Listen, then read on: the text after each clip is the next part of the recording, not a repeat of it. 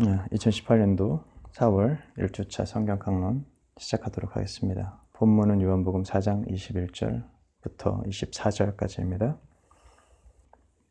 예수께서 이르시되 여자여 내 말을 믿으라. 이 산에서도 말고 예루살렘에서도 말고 너희가 아버지께 예배할 때가 이르리라. 너희는 알지 못하는 것을 예배하고 우리는 아는 것을 예배하노니 이는 구원이 유대인에게서 날매라. 아버지께 참되게 예배하는 자들은 영과 진리로 예배할 때가 오나니 곧 이때라. 아버지께서는 자기에게 이렇게 예배하는 자들을 찾으시느니라. 하나님은 영이시니 예배하는 자가 영과 진리로 예배할지니라. 아멘. 우리가 예배라고 말할 때 그것이 정말 성경에 말하는 예배인지 혹은 정말로 하나님께서 원하시는, 하나님께서 기뻐하시는 예배와 정확하게 일치하는 것인지 생각해 보기 위해서 이 강론을 시작했고 오늘로 세 번째 시간이 되었습니다. 예배에 대한 이야기는 아마 오늘 이 강론으로 마무리가 될 텐데요. 이 시간이 끝나고 이번 주일에 여러분들 각각 다니시는 교회에 가셔서 예배를 드릴 때는 진정으로 하나님께서 기뻐하시는 예배를 드릴 수 있기를 간절히 바라고, 그리고 또 이 강론이 다 끝났다고 해서 이런 고민이 여기서 딱 멈춰지는 것이 아니라 여러분들의 삶의 현장에서 하나님의 부름을 받는 그날까지 날마다 발버둥 치면서 치열하게 하나님 앞에서 진정한 예배를 드리기 위해서 노력하는 우리 모두가 되었으면 하는 바람입니다. 오늘은 굉장히 좀 중요한 이야기를 하게 될 거예요. 여기 계신 분들이나 나중에 듣게 되시는 분들, 보게 되시는 분들 모두 끝까지 가능하면 집중해서 강론에 참여해 주시기를 부탁드립니다.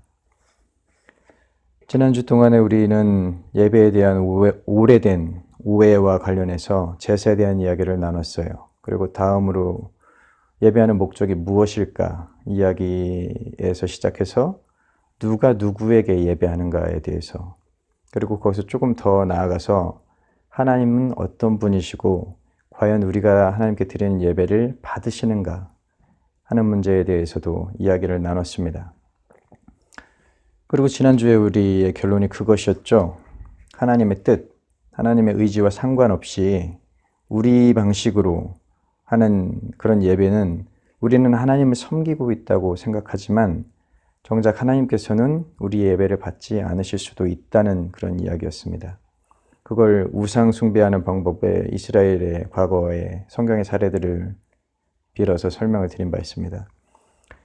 그래서 정말 하나님께서 기뻐하시고 하나님께서 우리 예배를 기쁘게 받으실 만한 예배를 드리기 위해서는 우리의 방식이 아니라 하나님의 방식으로 예배해야 한다는 그런 결론이었었습니다.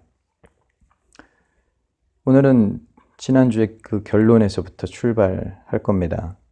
그리고 거기서 지난 2주 동안 이야기한 것을 다 정리해서 예배에 대한 이야기를 오늘 마무리하겠습니다. 먼저 첫 번째 시간에 이야기했던 내용을 잠깐 떠올려 보겠습니다. 제사에 대해서 이렇게 이야기한 적이 있어요. 제사는 율법에 근거된 것인데 그렇다면 구약시대 사람들이 제사를 드리지 않았다면 구원을 받지 못했을까라는 그런 질문이었고 저는 아니라고 설명을 했죠. 율법을 주신 근본적인 이유가 제사들이라는 것이 아니라 사랑이라고 예수님께서 분명하게 설명해 주셨기 때문인데요. 이스라엘이 여호와 신앙에서 제사를 드렸던 것이 율법의 근거에서 드렸던 것인데 그 율법에서 가장 중요한 것이 사랑이라고 예수님께서 정의하셨으니까 혹시라도 하나님께 제사하지 못한 것으로, 그 율법에 제사하지 못했던 것으로 그것으로 인해서 하나님께서 그 사람을 구원해서 배제시켰을 거라고는 생각이 안 된다는 겁니다. 그리고 지금에 와서 드리는 말씀이지만 구약시대 당시에는 하나님 앞에 항상 드리는 상번제라고 불리는 항상 드리는 그런 제사도 있었어요.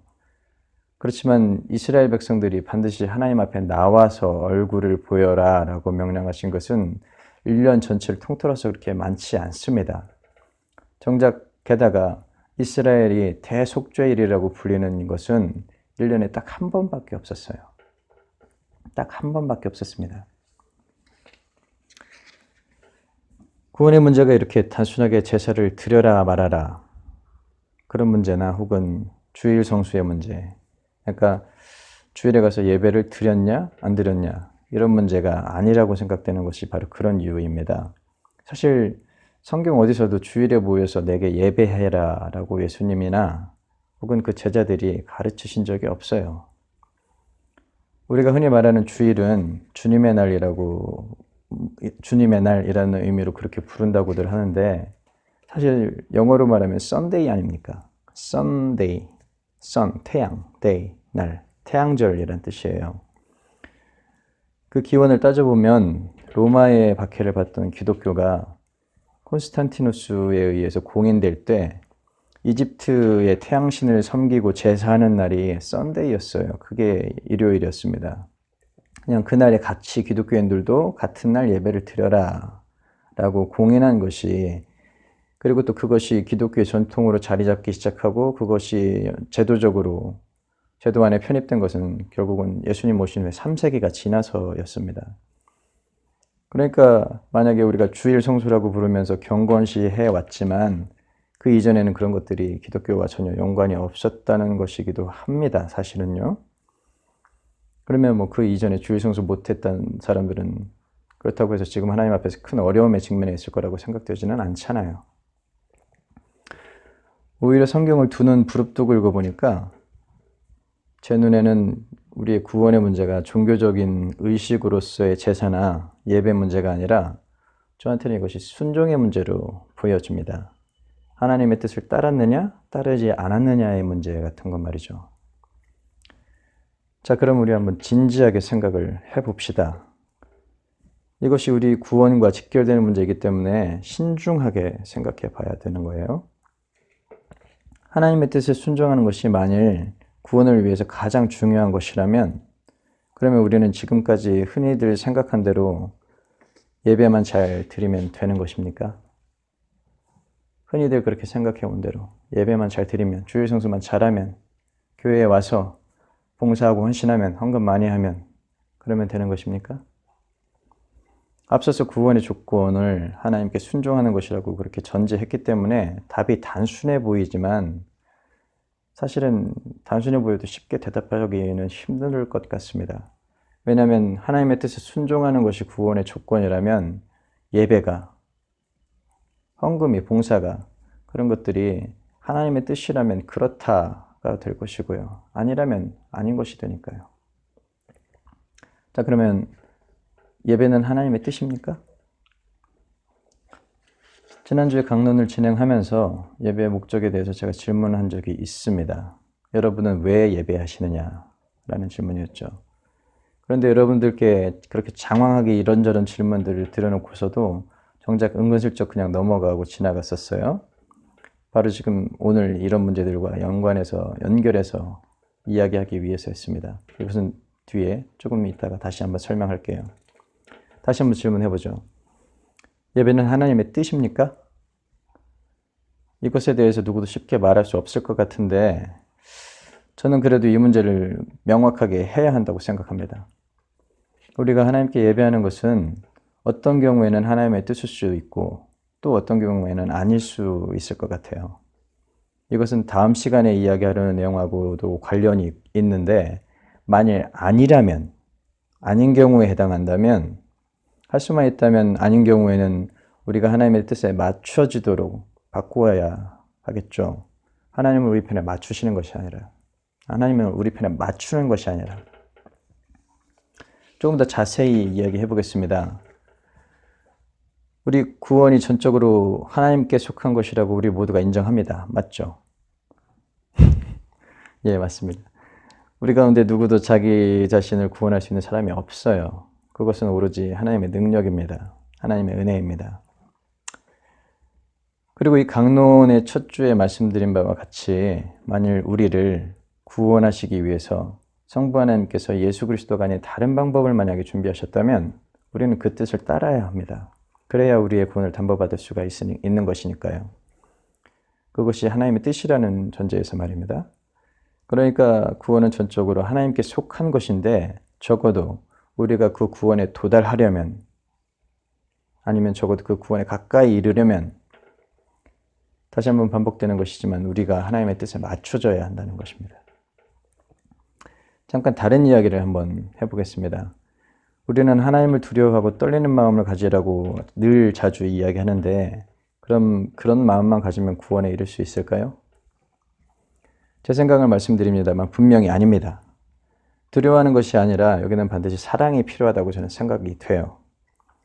단순히 두려워하는 것이라면 유사 이래 인류의 모든 사람들이 신적인 존재를 다 두려워했습니다. 그리고 또 성경에서도 하나님의 심판을 받은 많은 사람들조차도 하나님을 두려워했었다고, 그렇게 두려워한 것으로 그렇게 기록을 하고 있어요. 그런데 결국은 심판받은 것으로 보이는 기록들이 있습니다.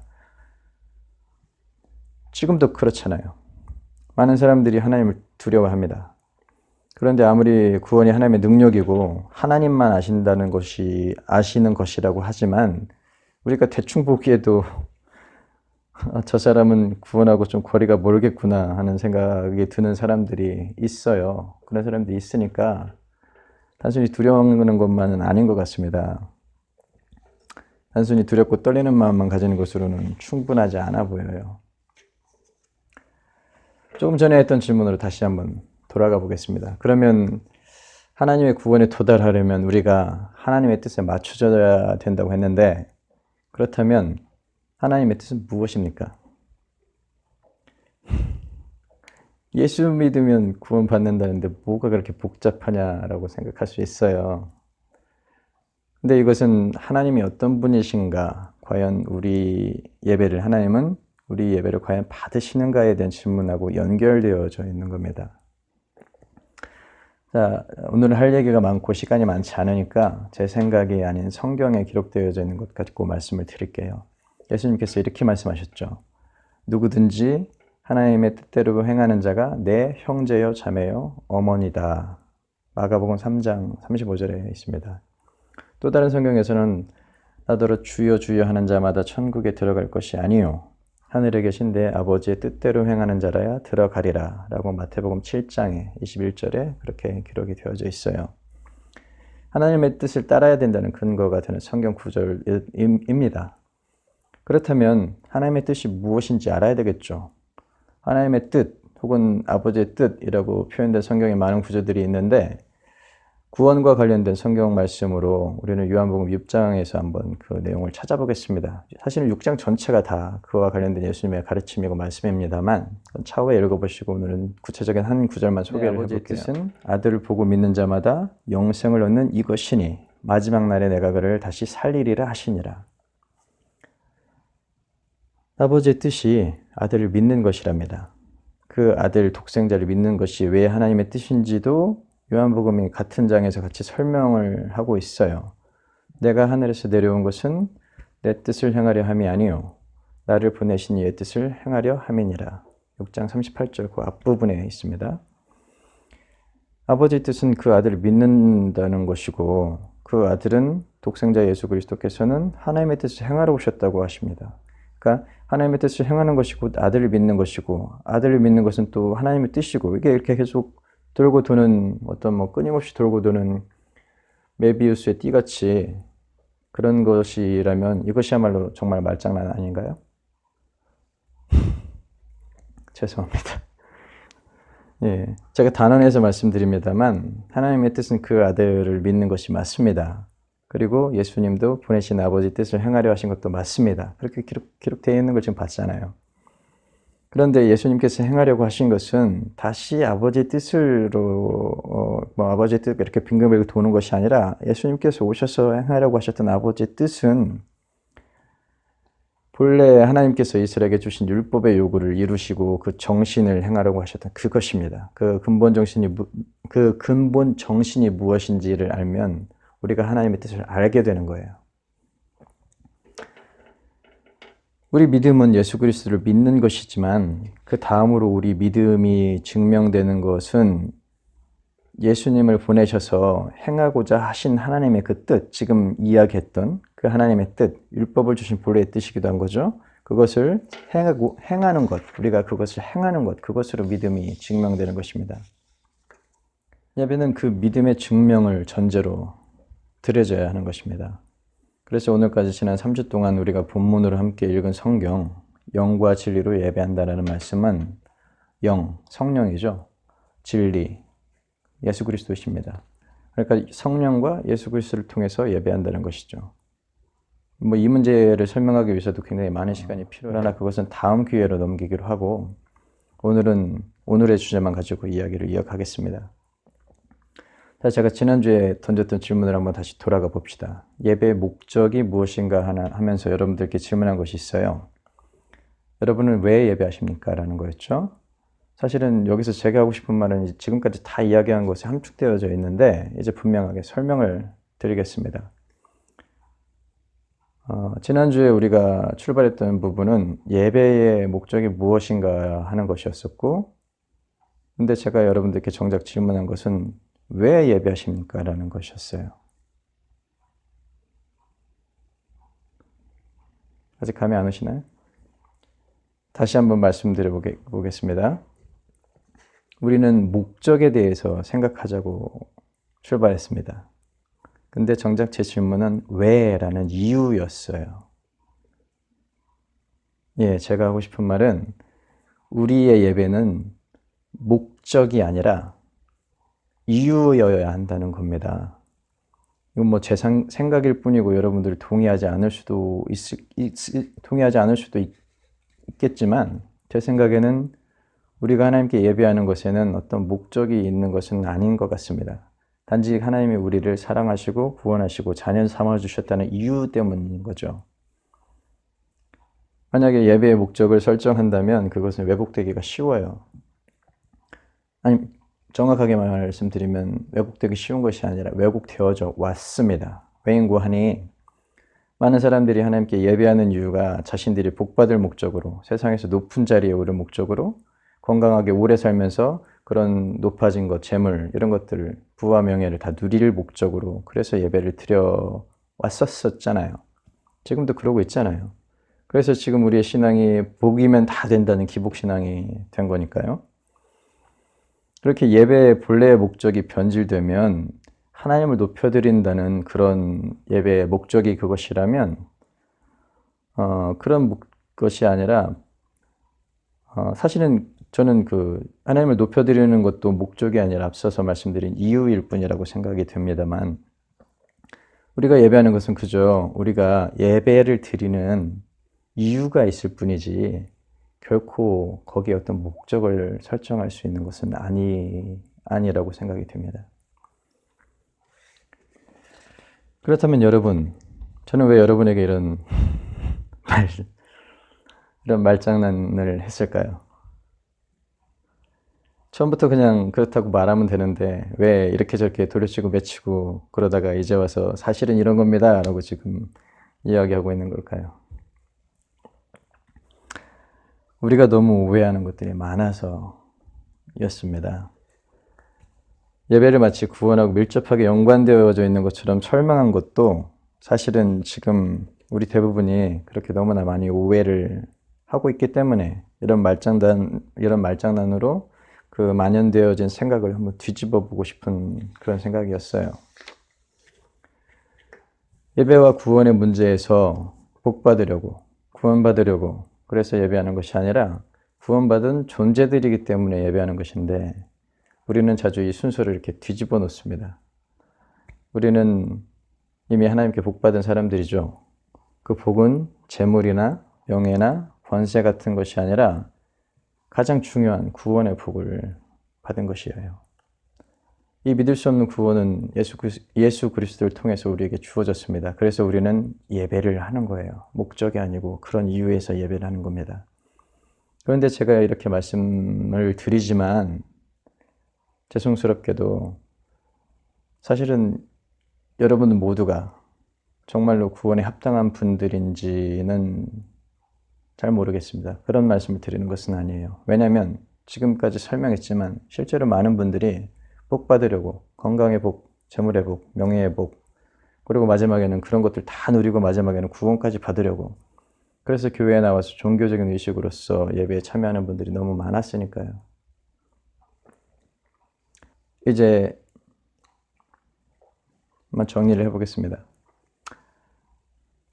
자, 여러분, 3주째에 이르는 예배에 대한 강론을 마치기 위해서 한 가지만 더 고백하고 여러분들을 기만한 것에 대해서 용서를 구하겠습니다. 저는 여러분에게 지금까지 예배에 대해서 이야기하겠다고 말씀을 드렸죠. 근데 사실 저는 예배가 아닌 신앙에 대해서 이야기를 해왔었습니다. 제가 전에 말씀드렸는데 제가 강론하는 영상을 유튜브에 공개하거든요. SNS에 공개하는데 그 영상을 한번 잘 살펴보세요. 제가 강론했던 내용 중에 예배라는 표현을 신앙이라는 말로 이렇게 대체해서 한번 이해를 해보십시오. 그러면 전혀 어색하지 않게 연결이 될 겁니다. 오늘 이 시간도 그렇고요. 지금 시간까지 예배라는 말을 신앙이라는 말과 같이 대처해서 이해를 한다면 전혀 어색하지 않게 이해가 되실 겁니다. 연결이 될 거예요. 예외가 있다면 그 종교 의식으로서의 예배를 말한 그런 것들 말고요. 그것만 예외로 한다면 나머지는 다 의미가 전혀 이상하지 않고 어색하지 않게 잘 연결될 것입니다. 왜 이런 것이 가능할까요? 지난주에 말씀드렸던 이유 때문입니다. 우리가 믿는 기독교 신앙에서 소중하고 중요한 가치들은 그것들 스스로 별개가 아니라 서로 유기적으로 연결되어져 있는 개념들이기 때문에 그렇습니다. 자, 이제 예배에 대한 우리 이야기를 마무리합시다. 예배 본질, 율법을 주신 그 본래의 의도가 왜곡될 때 예수님께서는 그것에 대해서 저주하시고 또 저주하셨습니다. 그런 율법주의가 되어버렸기 때문이죠. 그것은 지금 이 시대의 한국교회 전체에도 너무나 팽배해 있습니다. 예배에 대해서 우리가 올바른 이해를 가지지 못하고 그래서 예배가 단순히 종교의식으로만 전락되어져 버렸기 때문에 지금의 한국교회에서 이렇게나 많은 문제들이 노출되고 있어요. 사회 전체가 부패하고 썩어 문드러져도 교회는 마지막까지 진리를 수호해야 하는데 지금의 현실은 오히려 세상이 교회의 부패와 타락을 걱정하는 지경에 이르러 있습니다. 또 대형교회들은 너나 할 것 없이 내 자식 아니면 안 된다고 서로 다들 목사들이 목사들에게, 목사 아버지가 목사 자식에게, 아니면 목사가 또 가족의 누군가에게 예배당을 물려주고 물려받는 그런 목사교회 만들기에 여념들이 없습니다. 그것이 또 다가 아니죠. 교인들은 교회 안에서 이런 버젓이 벌어지는 간음 같은 거, 물러난 성범죄, 또 막대한 공금을 횡령하는 탐욕과 관련된 죄악들, 이런 수많은 죄악들을 보면서 그냥 기도만 하자고 말합니다. 다들 지금 이런 영적인 장애인들이 되어져 있습니다. 교회는 하나님을 사랑하는 사람들이 와서 예배하고 교제하는 곳인데 이런 너무나 당연한 생각이 지금에 와서는 완전히 순진에 빠진 어리석은 이야기에 불과한 것이 되어버렸습니다. 현실에서는 사회적인 성공을 위해서 사람과 사람과의 관계를 쌓는 교제의 장소로 그런 인적 네트워크의 본산지가 되어져 있고요. 오히려 안타깝지만 올바르게 하나님을 믿으려고 발버둥 치고 사는 사람들은 교회 밖으로 탈출하고 있는 것이 지금의 현실입니다. 이 모든 것이 제 생각에는 예배를 비롯해서 기독교 신앙의 대단히 중요한 가치들이 모두 다 왜곡되어졌기 때문에 벌어지는 일들이라고 생각이 되고 그런 것들은 아마 누구도 잘 부인하기 어려운 현실들일 것 같습니다. 예배는 하나님을 높여드리는 것이에요. 예배는 하나님의 뜻을 따르는 것이에요. 그 뜻을 이루어드리기 위해 우리가 헌신하는 것입니다. 그것이 예배입니다. 단순히 교회라고 불리는 예배당 건물 속에 앉아서 성가대에 고상하고 격조 있는 그런 찬양을 듣고 입에 기름 줄줄 흐르는 목사들의 기복설교를 듣고 거기에 대해서 마치 복채를 내듯이 헌금을 하고 마지막에는 울랄라 울랄라 하는 축복의 주문 같은 그런 축도를 받고 나오는 것이 그것이 우리가 드리는 예배가 아니라 하나님의 뜻을 따르고 하나님을 높여드리고 헌신하는 것 그것이 예배입니다. 어떤 목적이 있어서가 아니라 하나님의 은혜를 입은 우리가 하나님께 예배하는 이유가 있어서 하는 게 그게 예배죠. 많은 목사님들 말대로 우리는 예배를 회복해야 하고 예배에 목숨 걸어야 하고 예배에 성공해야 합니다. 그래야 하나님을 기쁘게 하고 그래야 하나님을 영화롭게 하고 그래야 그 예배가 우리의 믿음을 하나님 앞에 증명할 수 있는 것이기 때문에 그렇습니다. 그러나 그런 예배가 지금까지 흔히 생각해왔던 종교의식으로서의 예배는 분명히 아닙니다. 우리가 하나님께 예배할 때는 단순히 그 종교의식 이상이어야 하고 거기에서는 우리의 신앙이 하나님 앞에서 증명된 것이 반드시 전제되어져야 합니다. 제가 아는 것은 거기까지예요.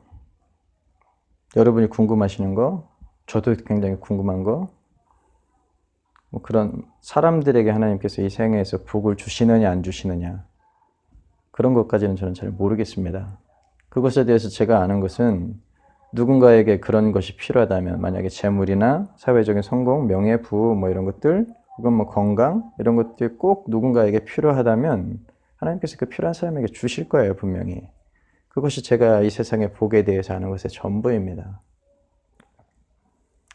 지난주에 생각한 질문 가운데 이런 것이 있습니다. 누가 누구에게 예배하는가? 여기서 누구에게 어떻게 예배하는지에 대해서는 오늘까지 이야기한 내용들을 통해서 그 방향을 여러분들이 설정해 나갈 수 있을 것입니다. 그런데 아직 조금 미약한 부분이 남았어요. 누가라는 문제인데요. 마태복음 이런 누가복음 그 누가가 아니라 누가 누구에게, 우리가 하나님께 라는 이런 질문에 있어서 여기서 우리라고 말할 수 있지만 단순하게는 근데 이게 또 그렇게 단순한 정의는 아니에요. 이런 문제를 이야기하다 보면 우리의 관점이 서서히 믿음이 무엇인가에 대한 이야기로 옮겨가게 될 겁니다. 다음 주에는 그런 이야기를 해보려고 합니다. 오늘은 여기까지입니다. 다음 주에 뵙겠습니다.